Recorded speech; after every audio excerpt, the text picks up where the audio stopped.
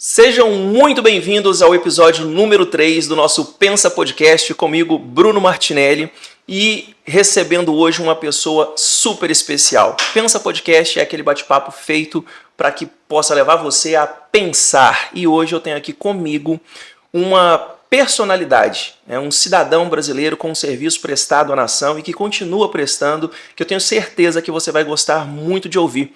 Estou aqui hoje com o ex-ministro da República, senhor Aldo Rebelo. Aldo Rebelo foi deputado federal por seis mandatos, foi presidente da Câmara, foi ministro da República por 4 pastas diferentes em 2 governos diversos, distintos, e está aqui em Paragominas desde domingo, palestrando, trazendo uma mensagem de muito valor, além de ser autor desse livro aqui, que é O Quinto Movimento.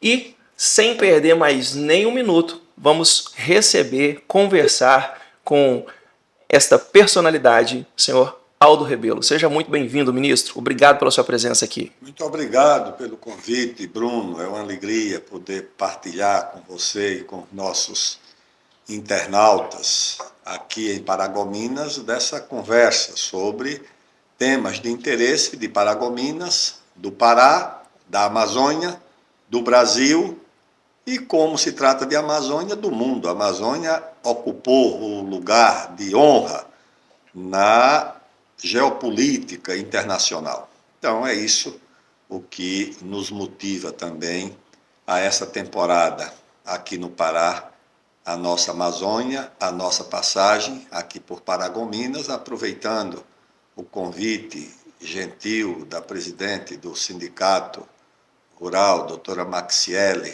que nos honrou com esse convite, que foi uma anfitriã muito gentil e muito generosa. Maravilha. Aproveito também para agradecer a doutora Maxiele, que nos ajudou a poder ter esse momento aqui com todo cuidado para que o senhor estivesse aqui conosco.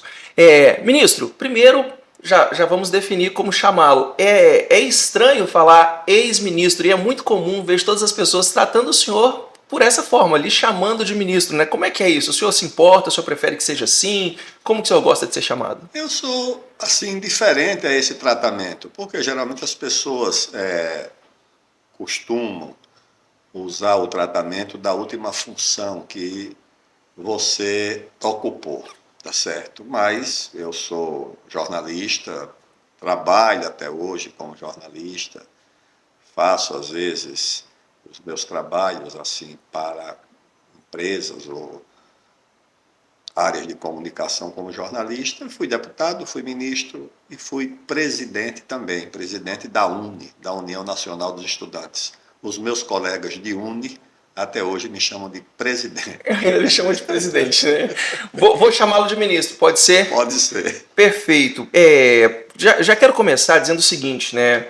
O senhor está aqui desde domingo, eu tenho acompanhado aí essa sua jornada aqui em Paragominas, e ontem eu comentava com algumas pessoas, eu fiquei até o final da palestra, né? Aquela fila enorme de pessoas querendo um autógrafo, querendo tirar uma foto, pegar uma assinatura no livro. O senhor pacientemente atendeu todo mundo e quando chegamos no sindicato era por volta de 7, 7h30, o senhor já estava lá, palestrou o dia todo, teve uma reunião agora há pouco de aproximadamente 2 horas e gentilmente se dispôs a estar aqui conosco. Então tem muito tema que eu gostaria de tratar, parabenizo pela sua disposição e vou tentar resumir aqui e perguntar o que eu acho que a audiência mais vai gostar de ouvir. Gostaria que o senhor começasse abordando o tema desse livro, O Quinto Movimento. Achei interessantíssimo nas vezes que o senhor explanou e gostaria que o senhor falasse para as pessoas que nos assistem, que nos ouvem nas plataformas aí de áudio, o que é o Quinto Movimento? O que levou o senhor a escrever esse livro, O Quinto Movimento?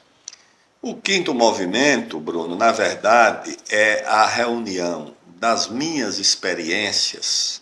Eu fui presidente da UNE, estudante de Direito, estudante de colégio agrícola, nasci na roça, lá no sertão das Alagoas, vivi em São Paulo, fui deputado, 6 mandatos por São Paulo, fui vereador em São Paulo, fui chefe da Casa Civil do governo de São Paulo, fui ministro de 4 ministérios diferentes, fui presidente da Câmara, fui presidente da Comissão de Defesa Nacional e de Relações Exteriores. Essas experiências eu reuni nesse livro. E ao lado das experiências, as minhas convicções, no que é que eu acredito. Eu sou nacionalista, gosto do Brasil, tenho apreço pelo meu país, tenho carinho pelo meu país, tenho admiração pelo Brasil. Dentro do Brasil, tenho um grande apreço pela Amazônia, desde o meu tempo de estudante, quando estudava geografia para o exame de admissão, eu ficava impressionado com as dimensões da Amazônia, com a geografia. Então, é o meu nacionalismo, que eu vejo o mundo dessa forma, há 200 anos que o mundo é um conflito de dois nacionalismos.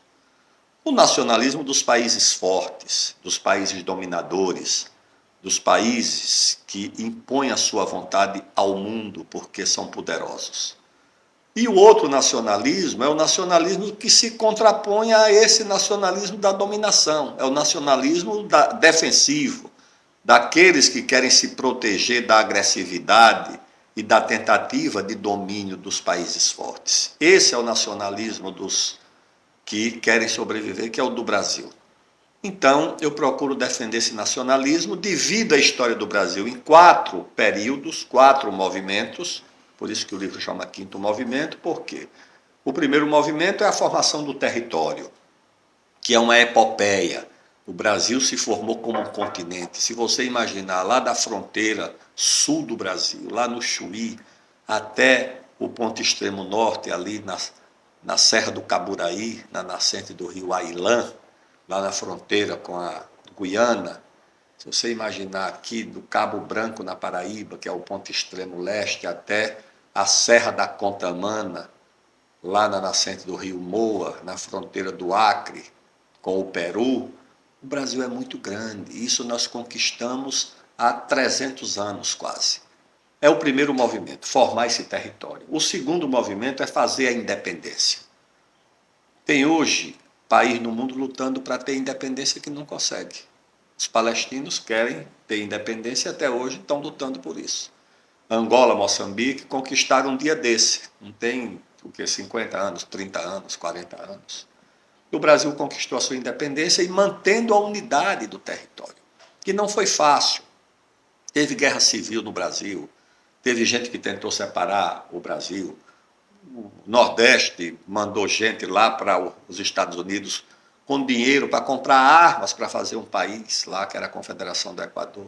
Os gaúchos chegaram a proclamar uma república, nomear um presidente. E nós escapamos de tudo isso e conseguimos manter o país unido, tá certo?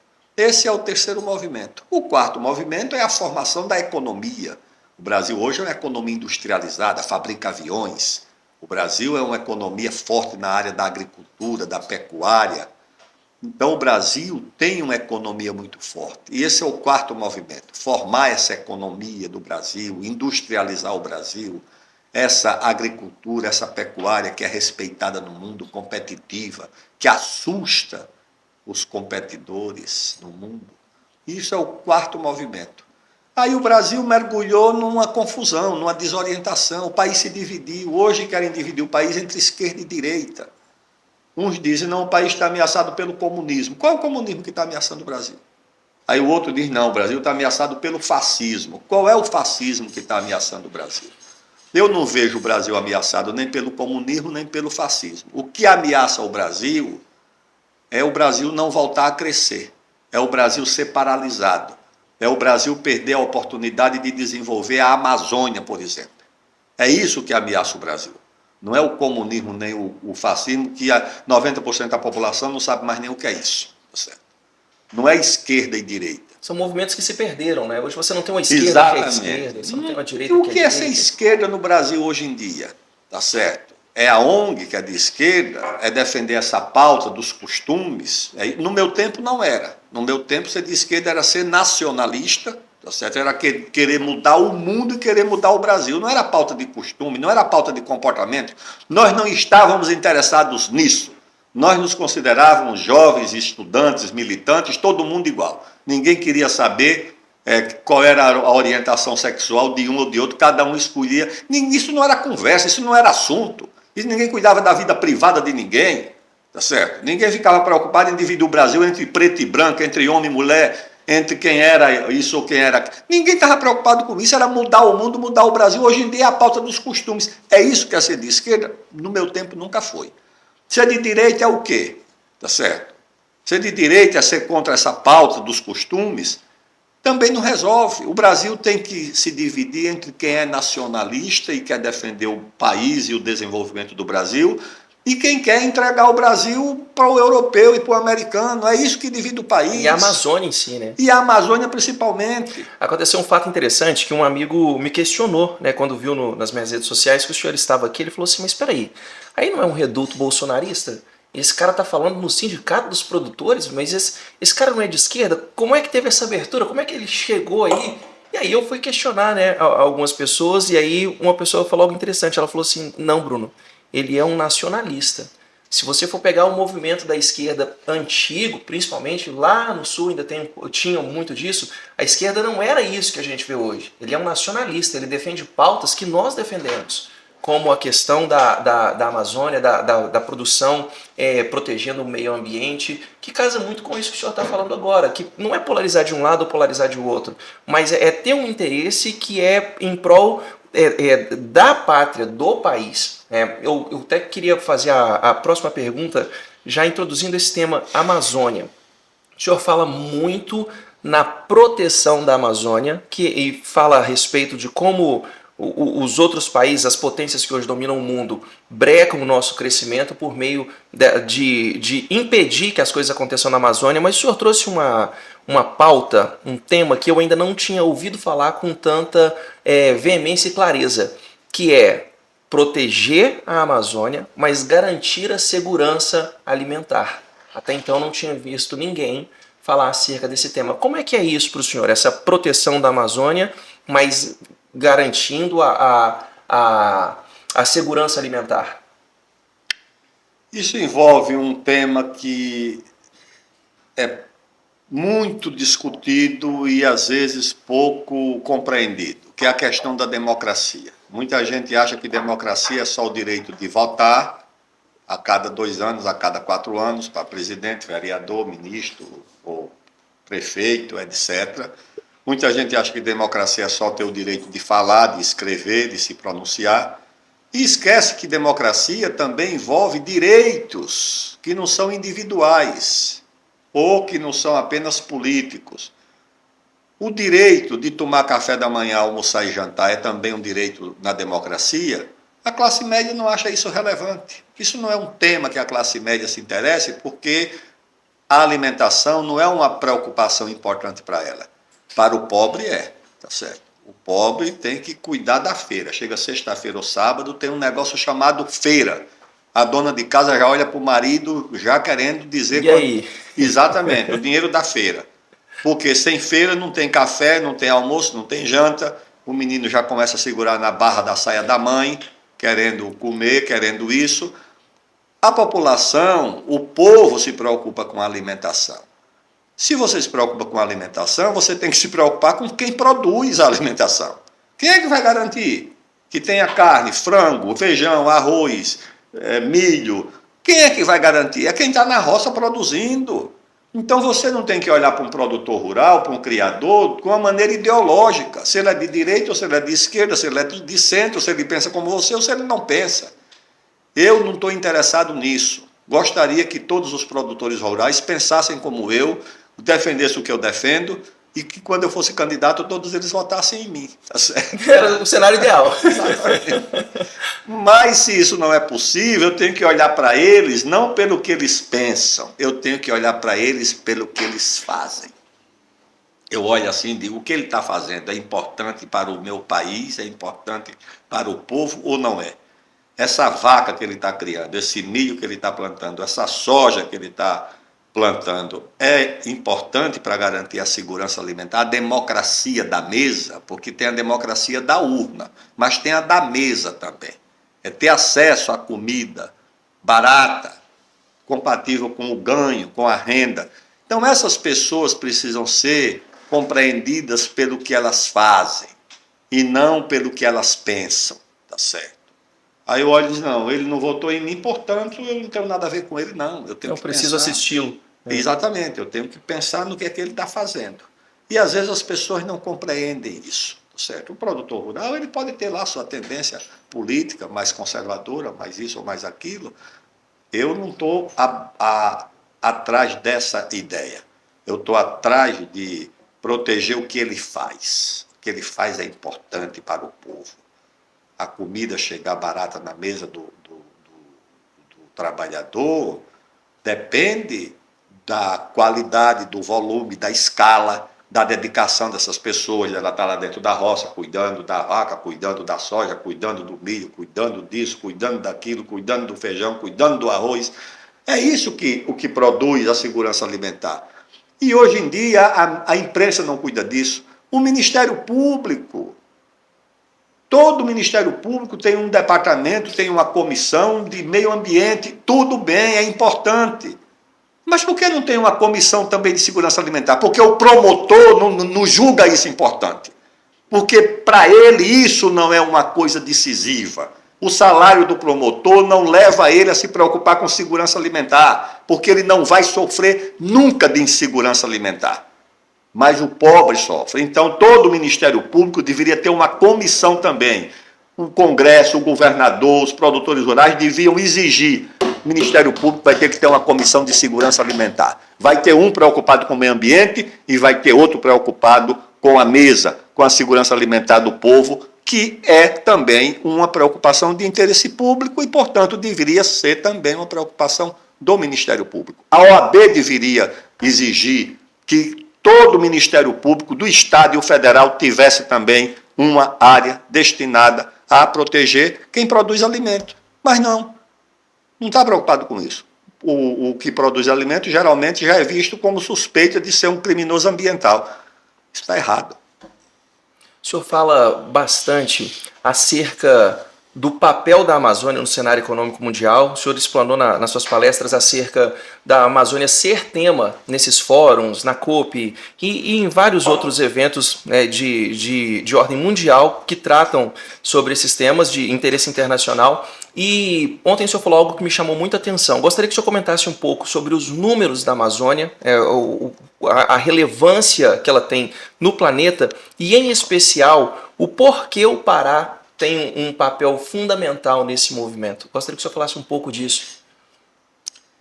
Para o mundo, vamos falar da Amazônia no mundo. A Amazônia não está ocupando o lugar de destaque nobre na agenda do mundo por acaso. Ela está aqui porque ela tem a maior reserva de água doce do mundo. Ela tem a maior reserva de biodiversidade do mundo. Ela tem a maior fronteira mineral do mundo. Eu vi uma frase que sintetiza e traduz o que é a riqueza da Amazônia.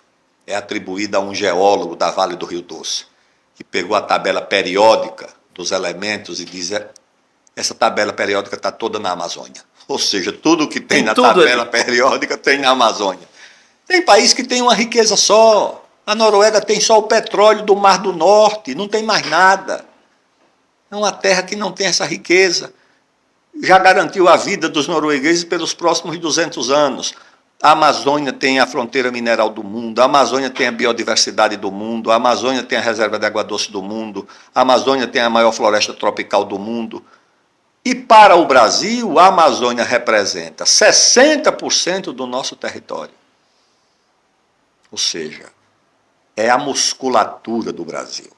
Que o Brasil tem de consistente está aqui na Amazônia, 60% do território, e a riqueza do Brasil está na Amazônia. Se uma parte da riqueza do mundo está na Amazônia, para o Brasil, você imagina o Brasil usufruir, claro que vai usufruir com responsabilidade ambiental, social, mas nós vamos abrir mão, renunciar e abdicar de toda a tabela periódica que está aqui, de ouro, de ferro, de nióbio, de diamante, de níquel, de cassiterita, de manganês. Não, nós não vamos abrir mão disso, nós vamos usar com responsabilidade. Mas estão pressionando para o Brasil abrir mão, congelar a Amazônia. Congelar a Amazônia é congelar o poder do Brasil, o futuro do Brasil, a grandeza do Brasil. Então o destino do Brasil está associado ao destino da Amazônia. Se o Brasil renunciar à Amazônia, ele vai ser um país fraco, um país que não vai ter respeito nem dignidade. Se o Brasil incorporar a Amazônia e a riqueza da Amazônia ao seu futuro, o Brasil será a potência do mundo, porque ninguém tem o que nós temos na Amazônia.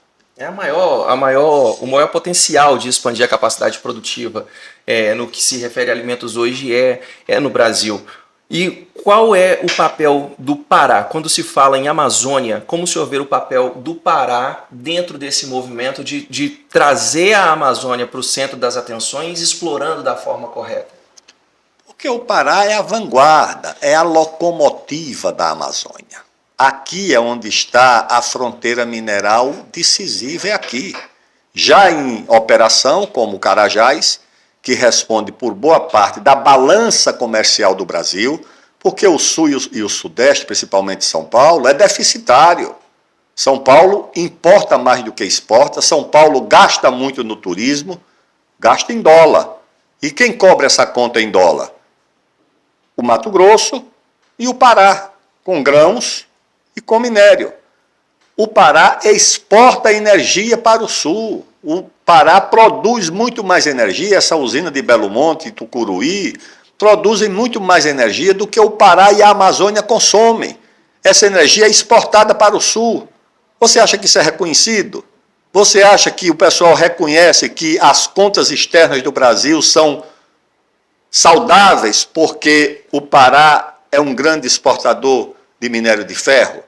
Então, o Pará é a locomotiva. Por isso que o epicentro da batalha na Amazônia vai ser no Pará. Se você imobiliza o Pará, você imobiliza a Amazônia. Se o Pará lidera o desenvolvimento com responsabilidade, aqui já tem o segundo maior rebanho bovino do Brasil. Provavelmente o Pará hoje já tem um rebanho bovino maior do que a Austrália. Rondônia já tem um rebanho maior do que o Uruguai. A agricultura agora vai ter o início da colheita de soja em Santarém. Você vem de Marabá a Paragominas, você tem a impressão que está no Mato Grosso, em Goiás, ou em certas regiões de São Paulo, ali no sudoeste paulista, no Vale do Paranapanema, onde tem ainda culturas de soja, de milho, de algodão. Então é uma região que tem muita prosperidade. Isso incomoda lá fora. Você acha que não incomoda?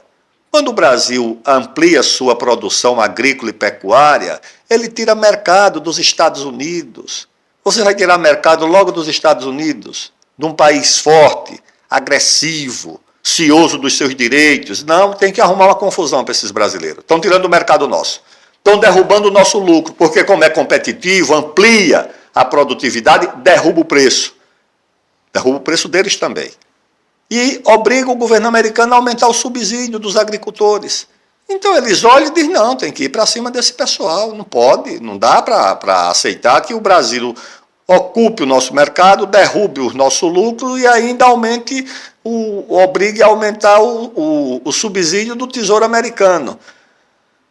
E isso aqui na Amazônia tem um epicentro, tem uma alavanca, tem um polo dinâmico que é o Pará, tá certo? Porque a fronteira mineral dinâmica está aqui, a fronteira pecuária dinâmica está aqui, a fronteira agrícola dinâmica está aqui.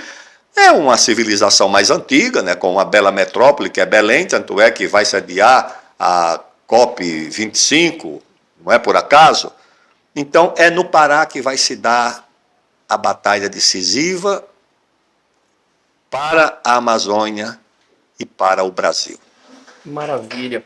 Ministro, nós temos uma situação que é esse movimento quase que mundial de preservação da natureza. É óbvio que tem que preservar, nós sabemos disso, mas nós sabemos também que existe uma mídia que maqueia, que mente tudo que é relacionado ao meio ambiente para poder, de fato, brecar o Brasil.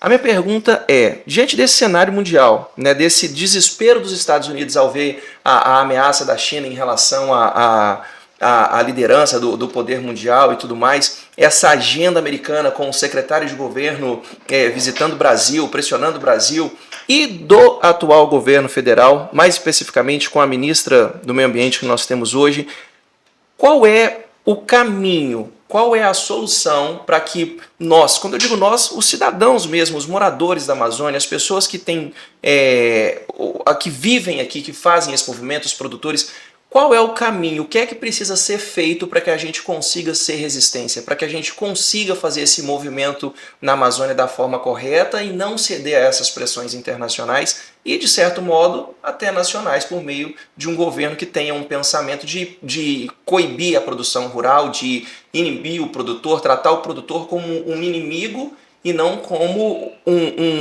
não digo nem um amigo, mas como um agente fundamental no desenvolvimento do país. O primeiro passo é reconhecer que há um problema ambiental no mundo. Não é na Amazônia, é no mundo. Eu tirei uma foto nadando lá no Rio Xingu e mandei para os meus amigos em São Paulo. Eu digo, agora atravessa o Tietê nadando. Dá um mergulho no Tietê aí. Mergulha no Tietê. Vocês acham que o problema ambiental está na Amazônia? Mergulha no Tietê. Você não pode nem chegar perto do Tietê, os seus olhos ardem. Eu faço cavalgada lá em São Paulo, ali pela beira do Tietê, saindo de Santo Amaro até Pirapora de Bom Jesus, são 70 quilômetros que tem uma cavalgada lá, você chega com os olhos ardendo. Entendeu? E tem muita ONG na margem do Tietê defendendo para limpar? Não tem uma. No Xingu tem? Não conheço, não. No Xingu você tropeça com ONG atrás de ONG. Tem lugar que você chega, só tem falando português, você e a moça que faz a tapioca.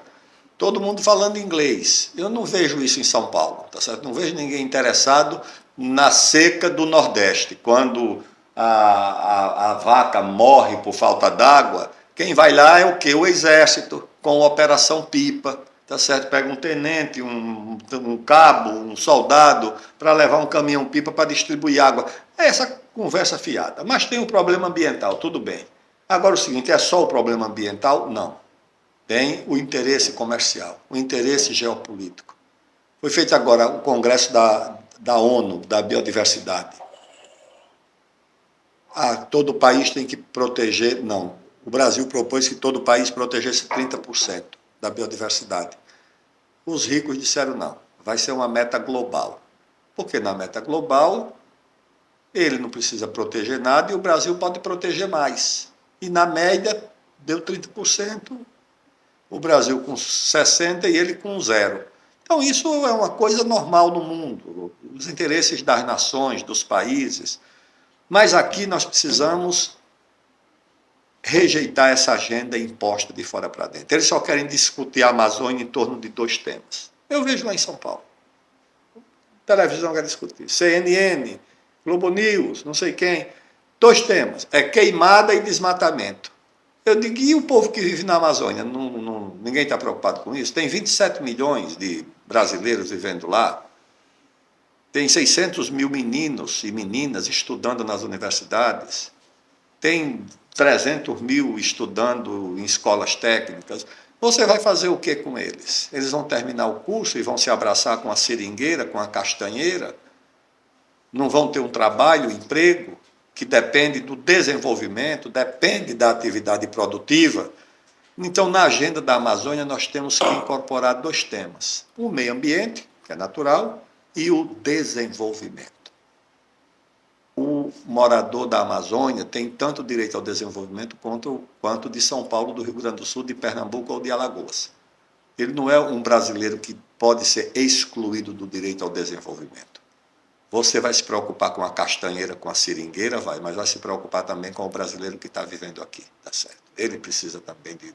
Você vai fazer um inventário das riquezas da Amazônia. Tem desmatamento, tem queimada? Tem. Mas tem a fronteira mineral, que precisa ser apurada, quanto isso pode render para o Brasil. Você tem que fazer um inventário da agricultura, da produção agrícola. Essa cidade de Paragominas produz superávit para a balança comercial do Brasil, diferente da cidade de São Paulo, que produz déficit. Então, como é que você pode deixar isso fora do cálculo? Não, essa cidade está ajudando São Paulo a pagar a conta do turismo. O paulista vai para Paris, vai para Miami, vai para Nova York e tem uma turma aqui em Paragominas pegando os dólares para cobrir essa pagando conta. Imposto lá. Exatamente. Né? Então precisa, pessoal, precisa levar isso em conta. o inventário da agricultura da Amazônia, o que é que ela representa para o Brasil, quanto isso rende, ninguém quer saber. Vem um homem lá dos Estados Unidos, o embaixador do clima, um homem importante, poderoso, e já encontrou com Marina Silva 2 vezes aqui, 2 vezes lá. Daqui a pouco ele vira ministro do Brasil, de tão presente que está aqui. O rei que veio visitar aqui. O rei se esconde dentro da mata sem avisar ninguém, tá certo? O general Vilas Boas recebe um telefonema de um oficial, diz, tem um rei aqui, você está doido? Que rei está aí? Não, tem um rei. O rei chegou aqui, nem avisou ninguém, devia ter sido preso. Ele constrangeu o Brasil, porque você não pode ter um chefe de Estado entrando no seu país sem pelo menos avisar. O constrangimento ele devia pagar com outro. Então aqui você tem que colocar na agenda o inventário da pecuária. Quanto essa pecuária garante de segurança alimentar? Não tem o presidente dizendo que quer garantir picanha? O bom é que ele quer garantir a picanha, mas ele esqueceu que a picanha vem do boi. E aí fica contra o pecuarista. Ele não vai arrumar essa picanha na Vila Madalena, lá em São Paulo. Tá certo? Não tem picanha na Vila Madalena. Aquele povo da Vila Madalena pode produzir ideias, algumas questionáveis, aliás. Tá certo? Mas não cria uma vaca. Certo? Se o presidente quer distribuir picanha, esqueça que não vai ser ali que ele vai apoiar mais o agricultor. Não tem picanha ali. Tá certo? A picanha ele tem que procurar aqui no Pará, no Mato Grosso do Sul, em Goiás. É esse pessoal que é maltratado por uma parte dos eleitores e dos apoiadores do presidente que produz a picanha, tá certo? É aí que está, e nós temos que mostrar isso para o Brasil, para São Paulo. O operário lá em São Paulo, que no fim de semana quer fazer um churrasquinho na laje para tomar uma cerveja e convidar os amigos, ele só vai poder fazer o churrasquinho se o preço da carne permitir que ele, com o salário dele, compre essa carne. Então é preciso valorizar essa atividade e fazer o inventário disso, fazer o inventário da produção de energia. Olha, sul e sudeste, tanto da energia produzida na Amazônia está indo para vocês aí, tá certo? A balança comercial da Amazônia, essa situação precisa ser explicada para o Brasil, tá certo? São Paulo é muito importante para o Brasil. O Brasil deve muito a São Paulo, e muito ao sul e muito ao sudeste. Mas deve muito também à Amazônia. E isso precisa ser reconhecido, tá certo? O senhor falou um ponto aí que eu nunca vi ninguém falar. Todas as vezes que a Amazônia é pauta na mídia, é com desmatamento, queimada, isso. Mas eu nunca vi ninguém falando do habitante, do morador. Quando cheguei em Paragominas, eu advogava num nicho que é o nicho de recuperação de crédito, e eu viajei muito aqui no interior. Tomiaçu, Dom Eliseu, Rondon do Pará, Quatro Bocas, e teve lugares, principalmente na região de Tomiaçu e Quatro Bocas, tem uma colônia japonesa que é a maior colônia japonesa, a segunda maior do mundo. Parece que a primeira é São Paulo, a segunda é lá, salvo engano. E eu andava, às vezes, 80, 100, 150 quilômetros para dentro da floresta, passando por vilarejos, vilas enormes, com energia de forma precária, mas com energia, com casas precárias, mas com escola precária. E ninguém fala dessa população, ninguém fala, eu não estou nem me referindo às cidades, né? Eu estou falando desse pessoal que vive de fato dentro da floresta. Isso não é pauta. A impressão que a gente tem é que quem está no sul, no sudeste, que acompanha somente a mídia, que nunca colocou o pé na Amazônia, ele deve achar que existem as cidades e o resto é mata fechada. Ele não sabe que ali tem pessoas que nasceram aqui, que chegaram aqui há vários anos, e isso nunca é pauta, né, ministro? Não, pelo contrário.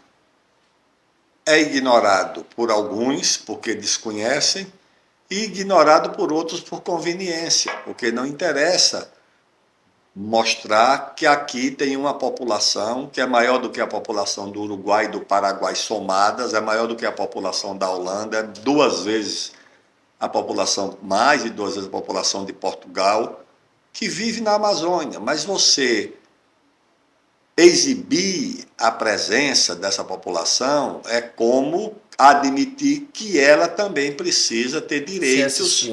Isso, precisa ter direitos, direito a tudo, a educação, a infraestrutura, a porto, aeroporto, rodovia, ferrovia, hidrovia, escola, internet, que as pessoas acham que isso consolidaria a ocupação da Amazônia, que eu acho que não é o objetivo de muita gente. Perfeito. Ministro, já encaminhando aqui para a segunda metade, para o encerramento, sei que o tempo do senhor está corrido, quero mudar um pouquinho o tema.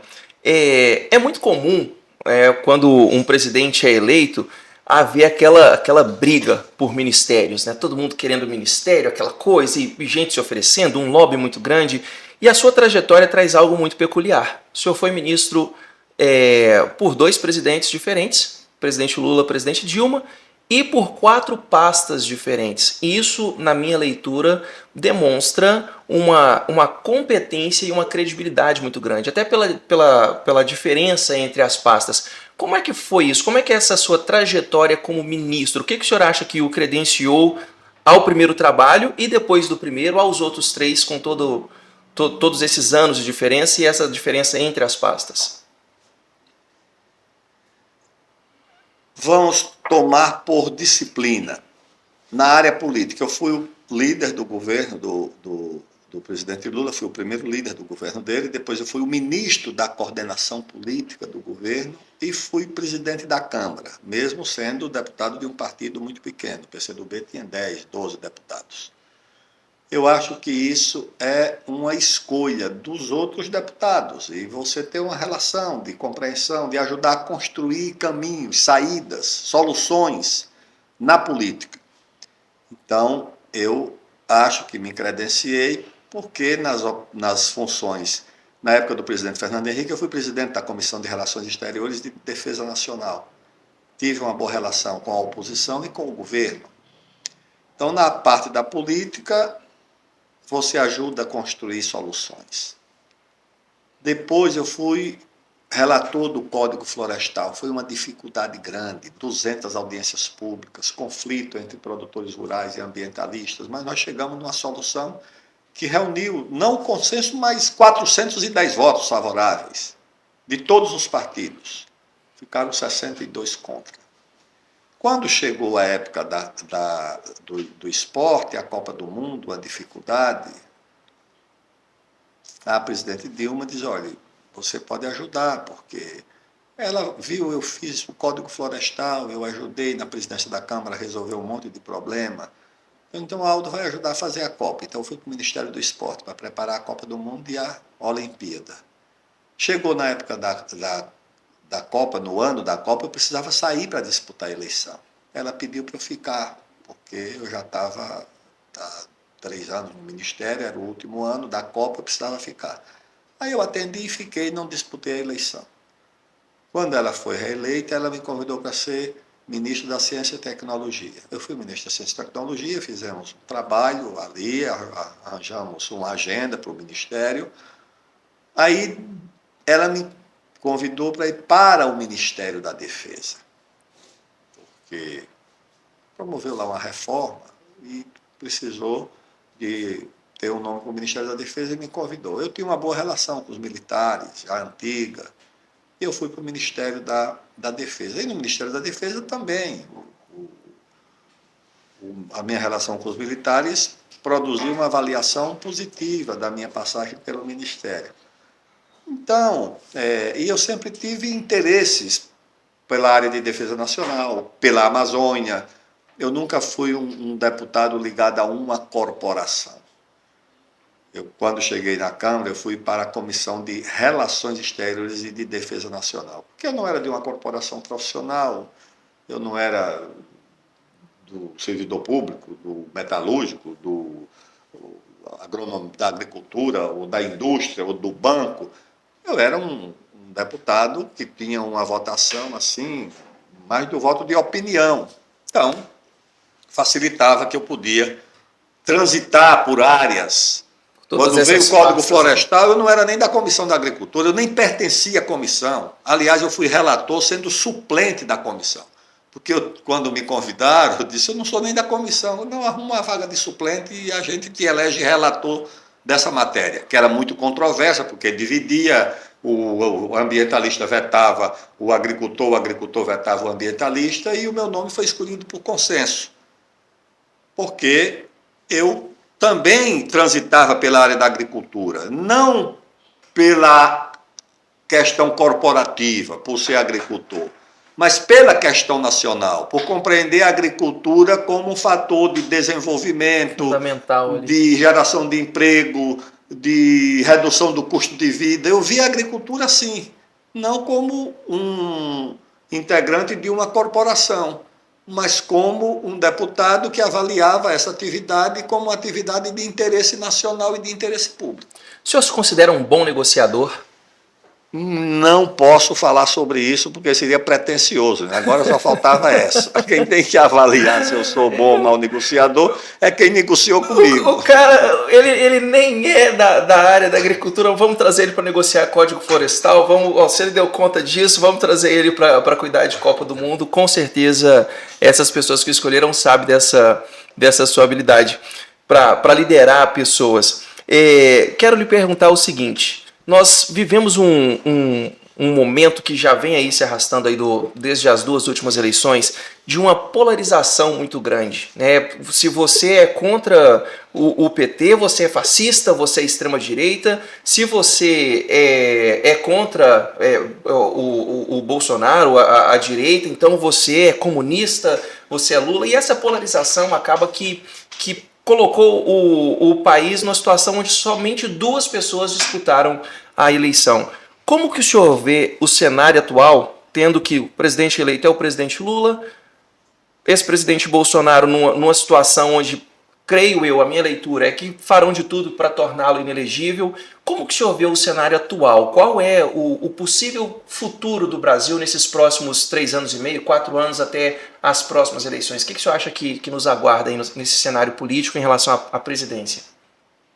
Vamos raciocinar aqui, tá certo? Raciocinar nos seguintes termos. O Brasil passa por um processo de desorientação. A divisão atinge famílias, atinge amigos, colegas de 40, 50 anos de turma. Porque é uma divisão falsa. É claro que você tomando a última eleição, 50% dos eleitores votaram no Lula e 50% votaram no Bolsonaro. Você acha que 50% do Brasil votou no Lula pelos defeitos que ele tem? Mas é claro que não. O país estava perdido. Se as pessoas votaram no Lula é porque viram no Lula alguma qualidade, alguma coisa interessante. Quem sabe a preocupação com os pobres, com o salário mínimo, com a justiça social, que ele sempre expressou, e o PT, provavelmente as pessoas votaram por causa disso e não pelos defeitos dele, porque foi preso, acusado. Não foi por isso que ele foi votado. Foi alguma qualidade que as pessoas viram. E por que 50% dos eleitores votaram no Bolsonaro? Pelos desequilíbrios do Bolsonaro, pelas coisas erradas que ele fala? Claro que não. Votaram porque viram alguma qualidade no Bolsonaro. Que qualidade é que viram? Provavelmente viram no Bolsonaro uma pessoa nacionalista, uma pessoa que defende a família, uma pessoa que defende os valores da religião. É isso que as pessoas provavelmente viram. Não estou dizendo que é isso que é verdade. O que eu estou dizendo é que as pessoas viram alguma coisa positiva no Lula para votar nele e alguma coisa positiva no Bolsonaro para votar nele. Mas a questão é o seguinte, é que as pessoas, quem é do Lula, só enxerga no Bolsonaro os defeitos. E quem é do Bolsonaro só enxerga no Lula os defeitos. E isso não explica nada, tá certo? Porque eu vi lá eleitores de São Paulo, né, que uma eleição votaram no Lula e outras votaram no Bolsonaro, o mesmo eleitor. Então você precisa levar em conta que no Brasil os problemas unem o país. Tem muito assalto em São Paulo de celular, de não sei o quê. Você acha que o assaltante pergunta em quem é que a pessoa que vai ser assaltada votou? Não. Ele assalta qualquer um. Fogo amigo. Exatamente. Você acha que tem um surto de Covid? O vírus do Covid bate na casa e diz aqui, votou em quem? Votou no Bolsonaro. Esse é contra a vacina, eu vou pegar ele. Não, o vírus ataca todo mundo. Você para num posto de gasolina, aqui em Paragominas, ou para em Arapiraca, ou em Pelotas, ou em Londrina, o preço da gasolina não tem duas tabelas. Eleitor do Bolsonaro, a tabela é essa. Eleitor do Lula, a tabela é essa. Não, o preço da gasolina é o mesmo para todo mundo. A segurança pública, quando ela é boa, quando ela é ruim, é a mesma para todo mundo. O preço do arroz, você chega no supermercado, vai encontrar 2 prateleiras. Ó, o preço do arroz da turma do Bolsonaro está aqui. O preço do arroz da turma do Lula, não, o preço é para todo mundo. Então, se os problemas são para todo mundo, por que é que a solução também não pode ser? Se os problemas unem o Brasil, por que é que a solução não pode unir? Vamos pegar aqui uma solução para o Brasil. O Brasil precisa voltar a crescer. A volta do crescimento interessa ao eleitor de um e do outro. A volta do crescimento interessa a todo mundo. A geração de emprego interessa a todo mundo. Baratear o custo do alimento interessa a todo mundo. Na mesma casa, se um cidadão votou no Bolsonaro e o outro votou no Lula, o preço do arroz vai ser o mesmo para os dois. Se cair, vai cair para todo mundo. Então, a solução precisa ser para todo mundo. E se você dividir o país entre esquerda e direita, essa solução, que pode interessar para todo mundo, de unir todo mundo e reunir as energias de todo mundo, ela vai ser desperdiçada, porque vai ficar um arendando com o outro em torno da culpa. A culpa é do A, a culpa é do B. Eu defendo, nesse 5º movimento, que é retomar o crescimento do Brasil, reduzir as desigualdades no Brasil e melhorar a democracia, é melhorar a tolerância. Você precisa respeitar. Eu não posso ter ódio de quem vota no eleitor do Bolsonaro porque eu votei no Lula, eu não posso ter ódio do eleitor do Lula porque eu votei no Bolsonaro. Isso é um direito. As pessoas respeitam isso. Ah, tudo bem, você torce pelo Corinthians, outro pelo Palmeiras, dentro da mesma casa. Tá certo? Eu tenho uma irmã corintiana, eu vou ficar com raiva dela porque ela não é palmeirense? Não. Tá certo? Só vou torcer pro Corinthians perder, pro Palmeiras ganhar. Se o senhor fosse corintiano, eu não entrevistaria. Palmeirense, brincadeira, entrevistaria sim. Palmeirense como eu. Esse ponto que o senhor tocou ele é muito interessante. Como eu estou morando em Paragominas há 5 anos, aqui a gente não via petistas, esquerdistas na rua, mesmo sabendo que existem, né? O movimento bolsonarista era muito forte. E o ser humano ele tem uma tendência a acreditar que a realidade única que existe é aquela que ele enxerga. Então, quando eu vi o Lula à frente nas pesquisas, eu comecei a me questionar, né, como um estudioso, mas espera aí, como que ele está na pesquisa, na frente, se a gente não vê pessoas de esquerda? Comecei a conversar com amigos de todos os lugares do país que eu tenho, e muitos falando, não, Bruno, aqui você vê. Aí comecei a entender a história de Paragominas e do Pará e descobri que Paragominas era o único município no Pará onde ele havia ganho, onde Bolsonaro havia ganho na eleição passada. Se você andar 50 quilômetros para a esquerda ou para a direita em qualquer dos outros municípios, você tem redutos de esquerda. Teve uma passeata no 7 de setembro aqui que tinha uma fila de quase 12 quilômetros de pessoas com bandeiras pró-Bolsonaro. O mesmo movimento aconteceu em Castanhal e não deu 50 pessoas. E quando você vai a Belém, na época das eleições eu fui a Belém, eu tive um choque, porque eu entrei em restaurantes onde as pessoas estavam com camisas não vermelhas, mas com camisas com o rosto do Lula, os carros com bandeiras do Lula. Eu falei, poxa, existe uma realidade além do que a gente enxerga. E a minha ficha caiu, porque até então eu acreditava, né, eu apoiei Bolsonaro, mesmo não sendo a favor de muita coisa que ele fala, mas sou contra todas as outras que o Lula falava. E a minha ficha caiu um dia que eu perguntei 2 colaboradoras nossas, né? Estava em casa, minha esposa, minhas filhas, e a gente tem uma secretária e uma babá. E eu nunca tinha tido essa curiosidade. Eu perguntei, em quem vocês votam? Elas me olharam assim, meio com medo, assim. Eu falei, não, pode falar, não tem problema nenhum. Em quem vocês votam? Aí a minha secretária falou, eu voto no Lula. Aí eu, por quê? Ela, não sei, gosto mais do Lula. Eu perguntei a babá, ela falou, eu também voto no Lula. Eu falei, mas não tem um motivo? Aí eu fiquei provocando, a minha secretária falou da seguinte forma, eu voto no Lula porque eu trabalhei 16 anos na casa de uma família, nunca assinou minha carteira, não pagou meus direitos, me mandou embora sem direito a nada, e o Lula foi o único presidente que olhou pelas domésticas e fez a lei da doméstica. Eu tô falando das palavras dela. Eu não sei quem é o autor da lei e tudo mais, mas na cabeça dela essa é a realidade. O Lula foi o único presidente que olhou pelas domésticas. Aí a minha babá veio, ela sabia o ano da lei, a aprovação, sabia todos os dados e ainda falou assim, agora o Bolsonaro... Eu falei, mas e o Bolsonaro, o que você tem contra? O Bolsonaro fala contra as domésticas, por ele não tinha nem que ter doméstica. Você nunca viu o vídeo, não? Eu tomei o cuidado de jogar no YouTube. Aí naquela época de bem extremista do Bolsonaro, tem um vídeo dele sendo contra, falando sozinho no parlamento, no plenário, contra a lei das domésticas. E o que acho que muitas pessoas não entendem é que essa questão da empatia. Eu, mesmo conhecendo, era Bolsonaro. Uma pessoa debaixo do meu teto, debaixo do meu lar, ela era Lula E, de certa forma, é legítimo o voto dela. É legítima a opinião dela. Ela não está olhando que ele foi preso. Ela não está olhando o mensalão. Ela não se lembra disso. Ela lembra que ele aprovou a lei da doméstica. Como o senhor comentou aquela questão do porquê a votação expressiva no Nordeste. Porque o pobre se lembra que não tinha luz e Lula levou luz. Ele se lembra, a gente até comentando depois, uma pessoa falou assim, mas Bolsonaro fez muita coisa boa. Eu falei, não é o que você faz. É a forma que você conta, é a forma que você comunica. E se você comunica de uma forma ou assuntos que vão desagradar ou não vão cativar pessoas que vão te ajudar depois, acaba pagando esse preço, que na minha opinião foi um bom governo, o governo do Bolsonaro, com tudo que aconteceu.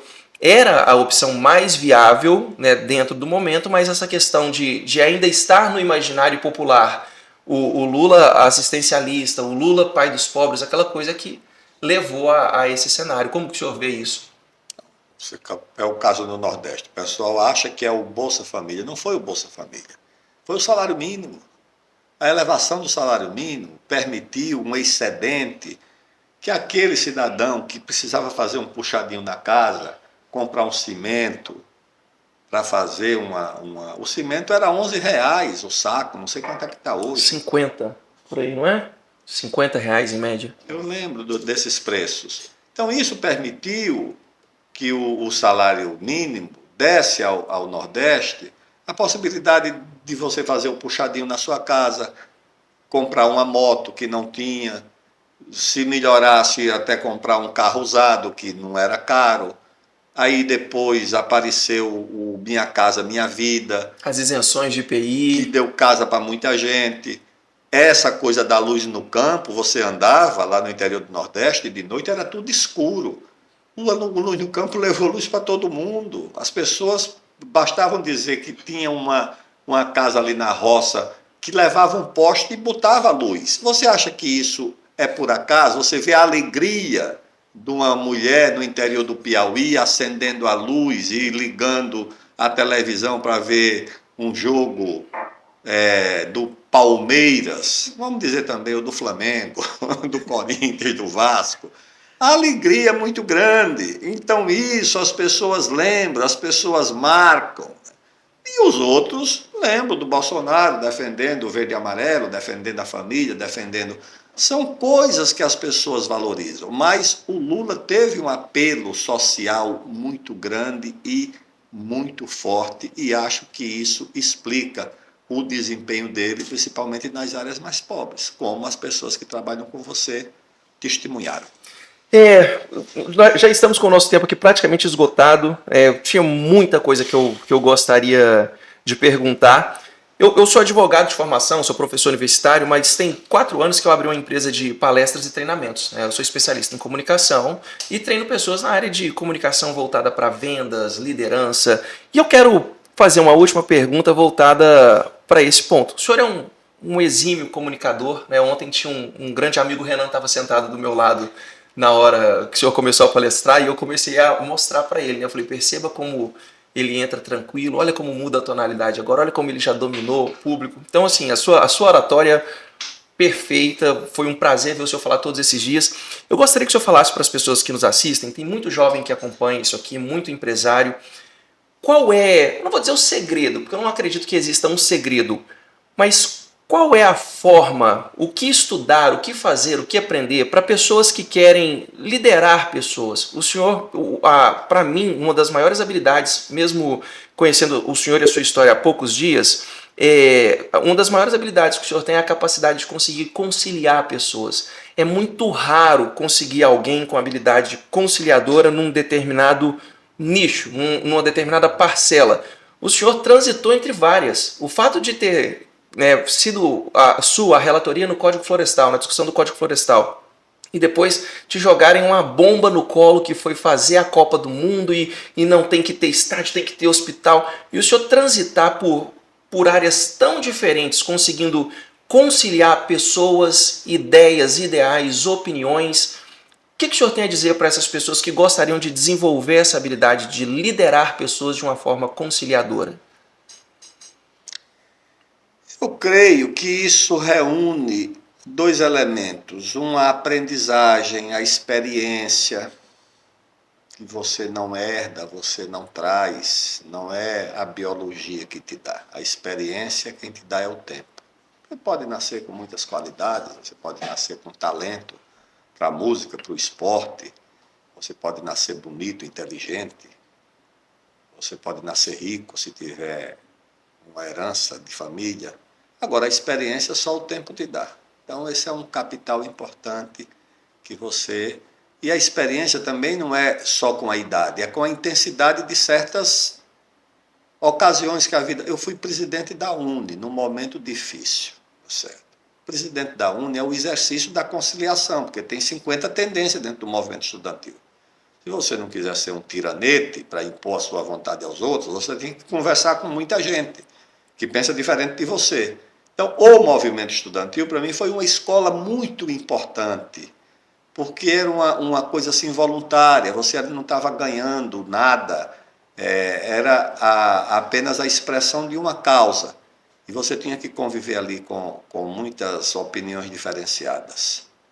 Então, isso te dá uma vivência, uma experiência importante. Outra coisa é só lidera quem tem convicção. Quem não tem convicção não lidera.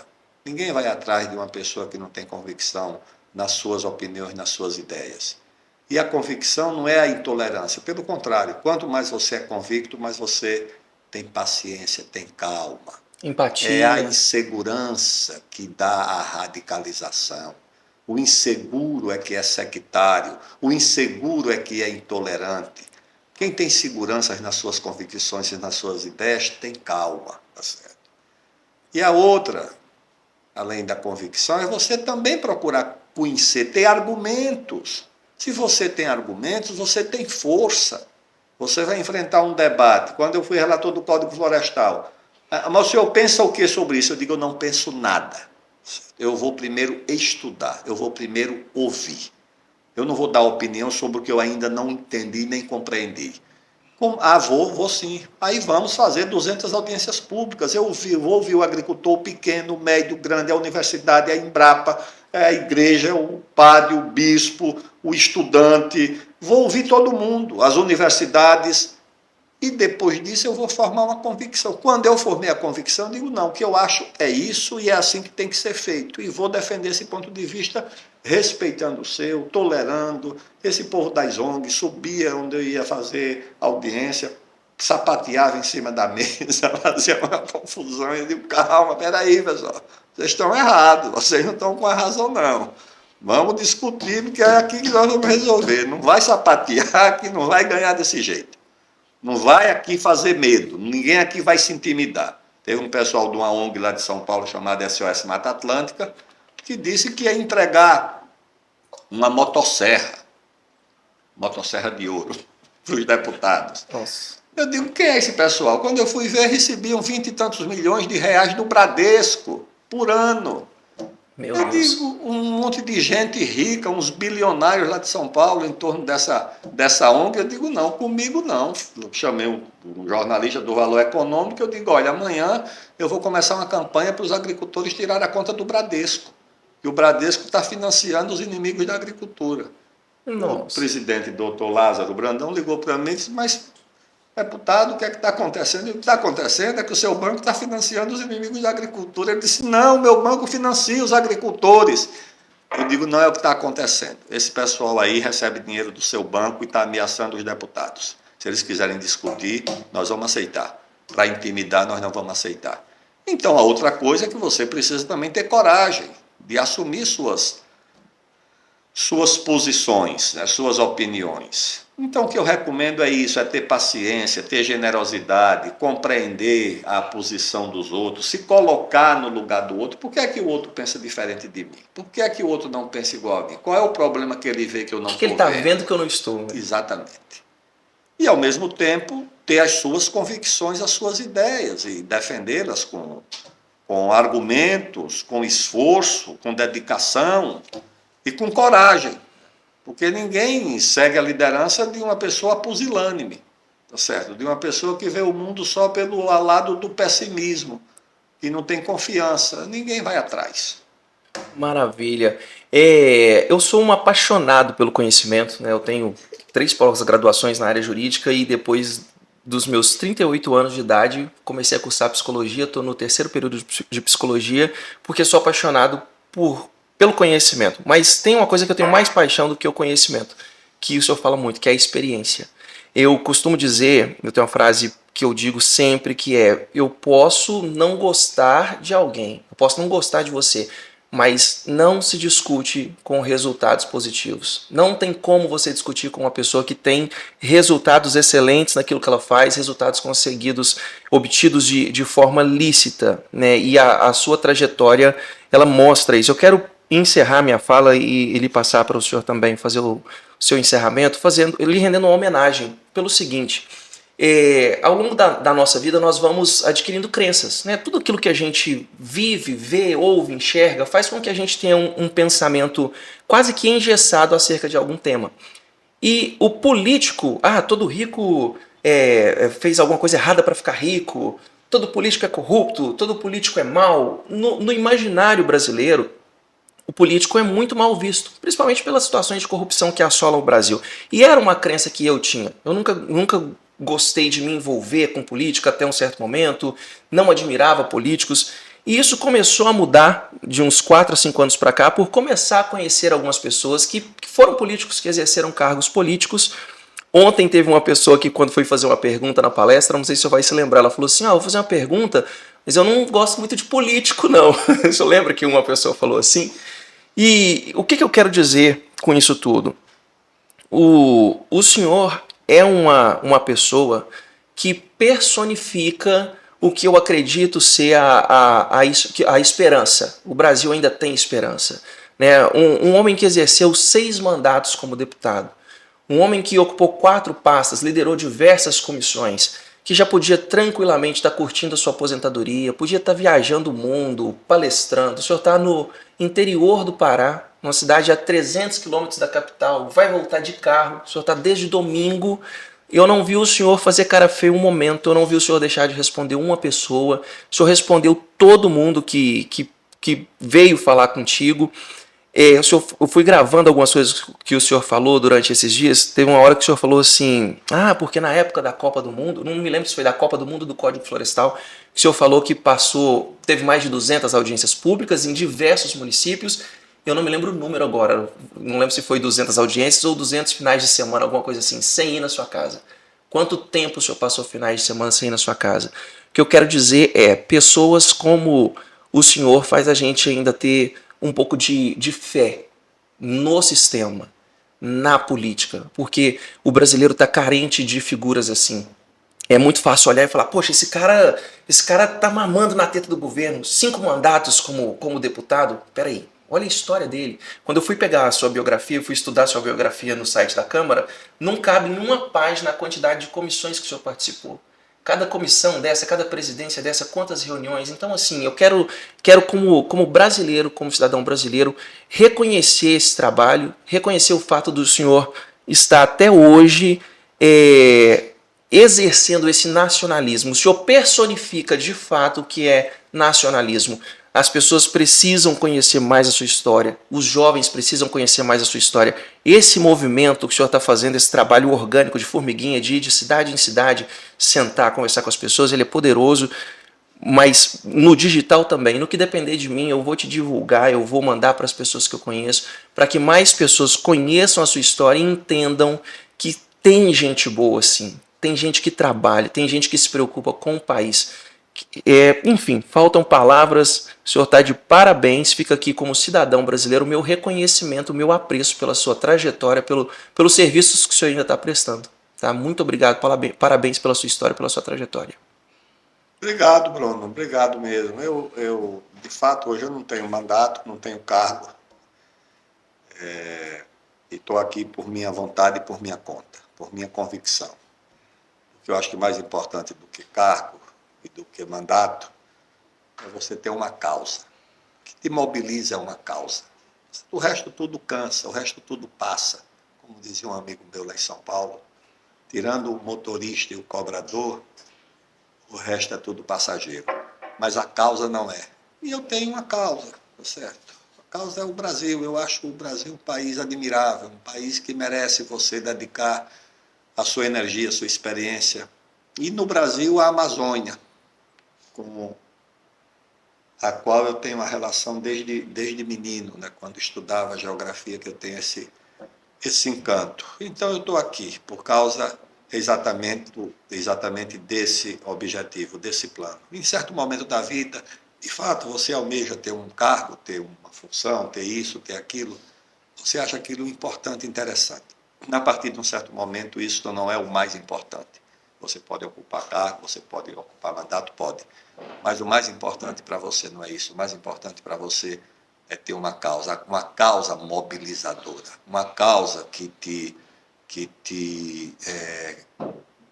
cria energia, que te dá criatividade, que te dá empatia pelo que você faz. Eu sinto muita satisfação em chegar aqui, encontrar os dirigentes das entidades, conversar com os meninos, conversar com as mulheres, ouvir aquelas perguntas. Tenho muita satisfação em fazer isso, tá certo? Isso me realiza. Falei lá em São Paulo com a minha esposa, eu digo, olha, eu vou passar essa temporada na Amazônia. Ela veio, passou aqui o carnaval lá em Altamira, voltou, está lá. Agora eu vou aqui para Belém, depois vou a Santarém, depois passo em São Paulo, volto para Manaus, e vou ficando por aqui, porque acho que é uma causa que me mobiliza. E por isso, vamos em frente, tá bom? E muito obrigado pelas suas palavras generosas, e vamos retomar na frente, quem sabe, essa conversa, falando da Amazônia de outros aspectos, a história da Amazônia, como é que esse colosso terminou sob nossa responsabilidade e o que nos cabe para conservá-lo no Brasil. Maravilha, será um prazer. Eu agradeço. Pessoal, o livro, O Quinto Movimento, quem quiser adquirir o livro, eu vou deixar a forma que você faz no link aqui na descrição.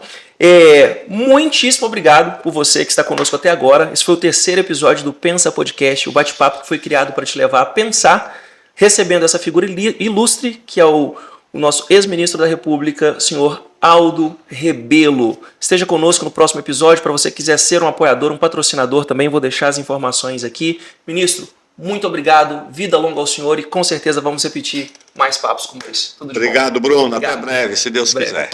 Encerramos por aqui. Muito obrigado.